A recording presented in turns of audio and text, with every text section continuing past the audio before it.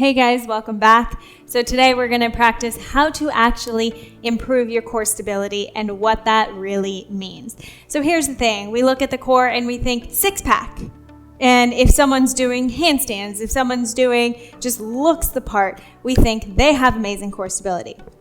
Here's the thing. I've worked with many athletes from CrossFit to bodybuilders who look amazing and yet don't have adequate core stability. So how do we actually improve that core stability from our base of support? Our base meaning we're going to improve the way that we're breathing. We're going to improve the way that our pressure system is pushing onto our pelvic floor and how that is activating with our core, and how our low transverse abdominis that wraps around us like a corset and how that's actually playing a role in our core. When we can get those things working better, then we will have better ability to lift more, to really improve that core, and then we can worry about the aesthetics and how that six-pack is looking later.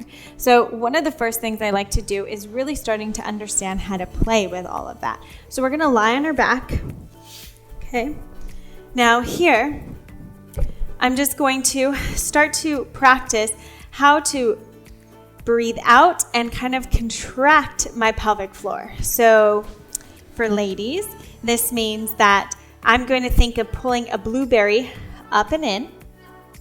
So I'm sitting on a blueberry and I'm sucking it up and in.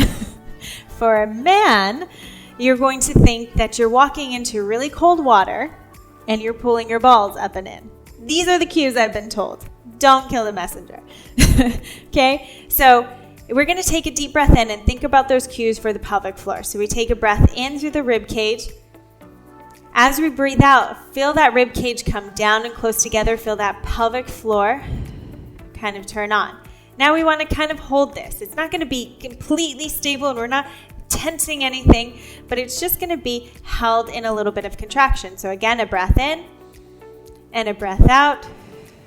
Kind of hold that contraction there. Keep that rib cage down. Keep that pelvic floor nice and tight. And feel like it's going to get a little tighter from hip bone to hip bone. So right in between the hip bones where you get your low transverse abdominis, can you feel that that gets a little tighter?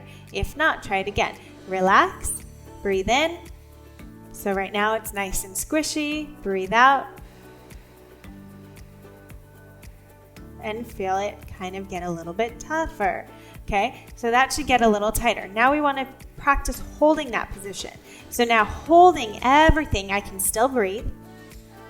It's just a little tighter. So now hip bone to hip bone, can I keep that tightness? And now let my heel slide out. Keep this tight.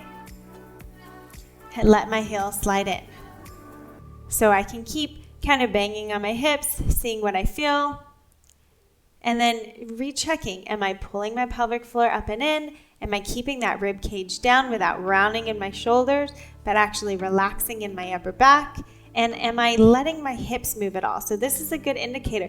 If the hips start to rotate when you come out, you're losing your positioning here. And if they rotate as you come back in, you're again losing your positioning. So you want to keep it nice and stable, and then you can actually practice alternating legs. So what does it feel like? Do you get a little bit more rotation, one leg versus another? Or is this really easy? So you should be able to feel the kind of tension coming, the tension into that pelvic floor. So we're working everything nice and good, okay? Next progression from there is just gonna be a little march. So breathing in, breathing out, again, keeping it nice and tight. Now seeing if you can keep those hips stable as you barely lift the leg up and then bring it back down. Now, again, nice and stable, lift the other one. Now it is very common to start to lose the pelvic floor engagement in here, to start to dominate from those obliques wanting to do most of the work, or to rotate in the hips as you lift. And if you start to feel like your hip flexor, like your quad is getting a little burning, that means you're dominating in your hip flexors rather than your core. So this would be where you just start. No crunches, no crazy planks. You're just going to start by just slowly marching. So keeping that rib cage down, keeping that pelvic floor on, and checking those hips. Are they rotating side to side? Maybe one side stays really good, but the other side you feel like it rotates a little bit. So then you have to come back, reset, try it again.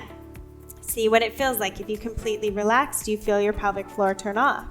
Do you feel it engage? So kind of playing around with this stuff and starting to understand how to actively and functionally use your core for a stronger base of support.